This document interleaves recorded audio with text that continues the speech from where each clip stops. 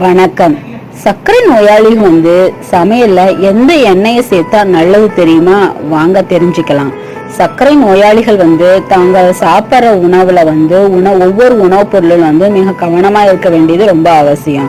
அதுல பழங்கள், காய்கறிகள் மட்டும் இல்லாம சமையலுக்கு பயன்படுத்த எண்ணெயும் தான். பெரும்பாலும் நம்ம இதய ஆரோக்கியத்தை மேம்படுத்தணும்ட்டு எண்ணெயை தேடி தேடி வாங்கி பார்ப்போம்.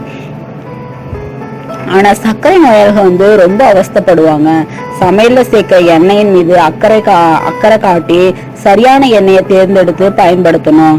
இது ஊட்டச்சத்து நிபுணர் நேஹா சந்தனா அப்படிங்கிற சர்க்கரை நோயாளிக்கான சிறந்த எண்ணெய்ன்னு சொல்லியிருக்காங்க. அதை அந்த எண்ணெய் என்ன அப்படிங்கறது விரிவா தெரிஞ்சுக்கலாம் வாங்க. ஆலிவ் ஆயில் இதய ஆரோக்கியத்தை மட்டும் மேம்படுத்துறதுக்கு மட்டும் இல்லாம நம்மளோட சர்க்கரை நோயாளிகளுக்கும் மிகவும் ரொம்ப நல்லது. ஏன்னா இந்த எண்ணெய் இன்சுலின் உற்பத்தியை சீராக்கிறதுக்கும் ரத்தத்துல இருக்கிற அதிகப்படியான சர்க்கரையோட அளவை குறைக்கிறதுக்கும் பயன்படுது.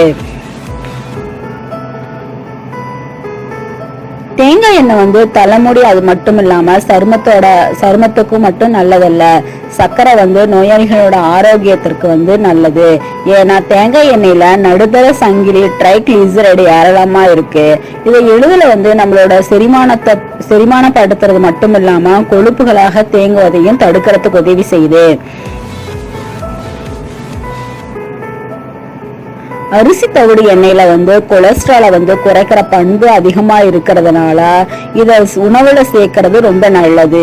ஏன்னா இந்த எண்ணெயில ஆன்டி ஆக்சிடென்ட் ஏராளமா இருக்கிறதுனால இத சமையல்ல சேர்க்கறதுனால நோய் எதிர்ப்பு சக்தி மேம்படுத்தும்.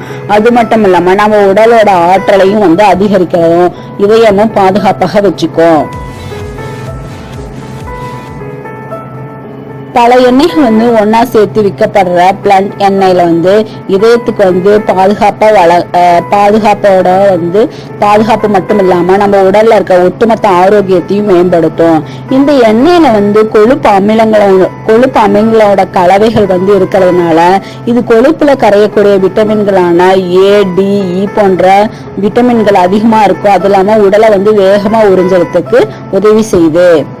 நிறைய தகவல்களை பத்தி பார்த்தோம். மேலும் பல தகவலை தெரிஞ்சுக்கணும் விருப்பம் இருக்கிறவங்க சப்ஸ்கிரைப் பண்ணுங்க. நன்றி.